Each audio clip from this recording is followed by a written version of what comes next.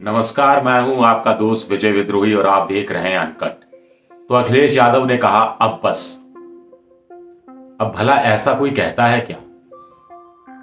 जब आपकी पार्टी की चर्चा हो रही हो, बीजेपी से धड़ाधड़ मंत्री धड़ाधड़ विधायक टूट रहे हो, आपकी पार्टी में आ रहे हो, हर कोई आने वाला दावा कर रहा हो कि आने वाले दिनों में और लोग आने वाले हैं, कोई 50 का, कोई 60 का, कोई 100 का दावा कर रहा हो, जब कोई हर आने वाला अपने त्याग पत्र में मुख्यमंत्री योगी आदित्यनाथ पर दलितों की, पिछड़ों की, गरीबों की, महिलाओं की, किसानों की, बेरोजगारों की, व्यापारियों की उपेक्षा करने का आरोप लगा रहा हो, जब टेलीविजन चैनलों पर यह हेडलाइन चल रही हो कि बीजेपी में भगदड़ मची, ऐसे में भला कोई कहता है कि आप बस? वो तो चाहता है ये माहौल बनता रहे, परसेप्शन ही तो है, छवि ही तो है, छवि के आधार पर, परसेप्शन ही तो के आधार पर ही तो चुनाव लड़े या हारे जाते हैं। तो ऐसे में फिर अखिलेश यादव ने अचानक क्यों कहा 18 करीब विधायक तोड़ने के बाद, या 18 बीजेपी के विधायकों को, जिसमें 3 मंत्री, जिसमें ओबीसी के लोग, दलित विधायक, ब्राह्मण विधायक तक, इनको लेने के बाद क्यों कहा अब बस? और ये भी क्यों कह दिया बीजेपी को कि अब आप चाहो तो जिस पार्टी के, अपनी पार्टी के जितने लोगों के टिकट काटने हैं काटते रहो, स्वच्छंद अंदाज में काटो, मस्त होके काटो, मैं उन लोगों को लेने वाला नहीं। मैं भारतीय जनता पार्टी से कहूंगा कि अब किसी भी भारतीय जनता पार्टी के विधायक को मैं नहीं लूंगा। अब आप जितनों के आप टिकट काटना चाहें काट सकते हैं। मंत्रियों को भी नहीं लेंगे, वो जिसकी टिकट काटना चाहे काटें। अब समाजवादी पार्टी में उनको नहीं लिया जाएगा। ये बयान उनकी बेवकूफी को दिखाता है, उनकी समझदारी को दिखाता है। साथ ही साथ चंद्रशेखर रावण से अच्छा भला समझौता हो रहा था और वो टूट गया। तो क्यों टूट गया? 2-4 सीटें उनको और दे देते तो क्या फर्क पड़ जाता? कम से कम माहौल तो बन ही रहा था। तो ऐसे में अखिलेश यादव क्या तेजस्वी यादव से सबक ले रहे हैं, जो कांग्रेस को उम्मीद से ज्यादा सीटें दे दी और उसके बाद उनको उनकी हार की वजह या सत्ता से दूर रहने की वजह वही बना? तो क्या इससे वो सबक ले रहे हैं, सीख ले रहे हैं, या अखिलेश यादव कोई चाल चल रहे हैं? ये एक चरण खत्म हुआ है बीजेपी से नेताओं को लाने का, या फिर अखिलेश यादव को लग रहा है कि बीजेपी का घर तोड़ने के चक्कर में कहीं उनका घर तो नहीं टूट रहा, उनका घर तो नहीं दरक रहा? आखिर बीजेपी कोई कच्ची पार्टी नहीं है। बीजेपी की नजर भी उनके विधायकों पर, उनके नेताओं पर, अब कहा जा रहा है मुलायम सिंह की बहू जा सकती है। तो ये सारी चीजों की बात भी हो रही है। तो अखिलेश यादव के दिमाग में ये था, देखिए 2-3 उदाहरण तो दिखते ही हैं। एक नकुर विधानसभा क्षेत्र का है, जहां से धर्मवीर सैनी को उन्होंने बीजेपी से लिया है और उन्हें टिकट तो देना ही पड़ेगा, लेकिन वहीं से इमरान मसूद को भी कांग्रेस से लिया है, जो मुसलमान भी हैं। तो उनको कहाँ एडजस्ट करेंगे? जौनपुर में एडजस्ट करने की बात है। अब जौनपुर में जो समाजवादी पार्टी का उम्मीदवार होगा वो थोड़ा नाराज हो जाएगा। इसी तरह कहा जा रहा है कि स्वामी प्रसाद मौर्य अपने लिए जो सीट चाह रहे हैं वो तो उन्हें मिल ही रही है, पडरौना।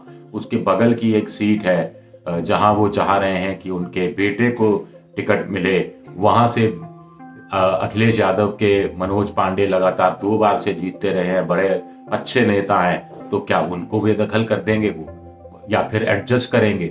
इस एडजस्टमेंट में भी गड़बड़ियां हो सकती हैं। तो क्या अखिलेश यादव को लगा कि अब भलाई इसी में है, समझदारी इसी में है कि जितने 3 दिन का, 4 दिन का वो हल्ला करना था, परसेप्शन बनाना था, छवि बनानी थी, वो सब बना ली, बीजेपी को बैकफुट पर ला दिया, अब बहुत हो गया, अब अपना घर संभाले जाने की जरूरत है। तो इसलिए ये बयान आया।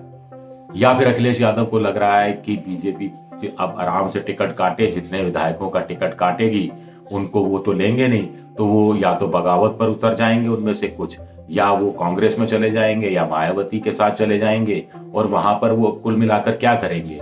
जो बीजेपी का ही वोट काटेंगे, और बीजेपी का वोट काटेंगे तो अप्रत्यक्ष रूप से अखिलेश यादव को ही मदद मिलेगी। तो क्या ये वो सोच रहे हैं? या फिर उनको लगा है कि बीजेपी के विधायकों को लेने का कोई मतलब नहीं है, क्योंकि उनके खिलाफ बहुत ज्यादा एंटी इनकम्बेंसी है, तभी तो बीजेपी 100, 125, 150 लोगों के टिकट काटने की सोच रही थी। तो ऐसे लोगों को क्या लेने का फायदा जो अपने साथ बैगेज लेकर आए, यानी जिनकी पीठ पर एक झोला हो और उस झोले में तमाम एंटी इनकम्बेंसी उनके खिलाफ हो और वो मर जाए समाजवादी पार्टी के साइकिल के ऊपर। तो ऐसे घोड़ों को लेने का कोई फायदा नहीं है जो रेस जीत नहीं सकते। क्या अखिलेश यादव को ये अब समझ में आया है? तो ये कुछ बड़े सवाल हैं जो उठ रहे हैं कि अब बस अखिलेश यादव ने क्यों कहा जबकि माहौल उनके पक्ष में बन रहा था, और क्या अब बस कह दिया और ये कह दिया कि बीजेपी को मैं कहना चाहता हूं कि उनके और विधायक मैं नहीं लूंगा, एंट्री खत्म हो गई। एक राधा मोहन दास अग्रवाल आरएमडी जो कि जिनकी सीट से अब लड़ रहे हैं गोरखपुर से स्वामी आदित्यनाथ जी, जो मुख्यमंत्री चुनाव लड़ रहे हैं उनके खिलाफ, उनको वो लेना चाह रहे हैं, बाकी के लिए नहीं लेना चाह रहे। तो मैं कहना ये चाह रहा था कि क्या बीजेपी भी अब ये कहेगी वहां बस हम भी समाजवादी पार्टी से किसी को नहीं लेंगे, या बीजेपी को लगेगा कि समाजवादी पार्टी के ऐसे नेताओं को लिया जा सकता है जो अपना ठीक ठाक जनाधार रखते हैं और जो जिताऊ है। सबसे बड़ी बात है जिताऊ। अब तोड़ने की चक्कर की जगह मेन बात है कि जिताऊ होना चाहिए। तो क्या अखिलेश यादव को लग रहा है कि बीजेपी के जो और विधायक हैं उनमें से जो उनकी पार्टी में आने चाह रहे हैं वो जिताऊ नहीं है? टिकाऊ तो नहीं होंगे ये तो मालूम है, लेकिन जिताऊ भी नहीं है। क्या ऐसा लग रहा है?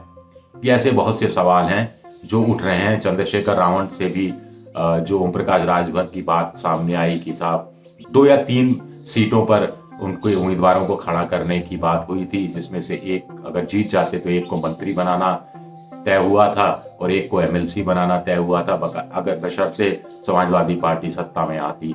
तो वो मान गए थे, बाद में पितक गए, या बाद में हो सकता है कुछ और सीटों की मांग करने लगे। क्या एक ये वजह है, या फिर उनको लगा होगा कि जो जाटव है उनको भी तोड़ने में लगे हुए हैं, दलितों में जो जाटव हैं जो मायावती के करीबी माने जाते रहे हैं, घोर समर्थक माने जाते हैं, उनको भी तोड़ने में, उनमें भी टेंट लगाने की कोशिश कर रहे हैं अखिलेश यादव को कहीं ऐसा तो नहीं लगा कि चंद्रशेखर रावण के साथ समझौता करते हैं तो ये जो जाटव है ये उनको वोट नहीं देंगे अखिलेश पार्टी को। और अगर रावण अलग से लड़ते हैं और जो भी इक्का दुक्का तिक्का जो भी सीटें हासिल करते हैं और चुनाव के बाद में जरूरत पड़ती है अखिलेश यादव को तो उनके साथ आ ही जाएंगे चंद्रशेखर रावण।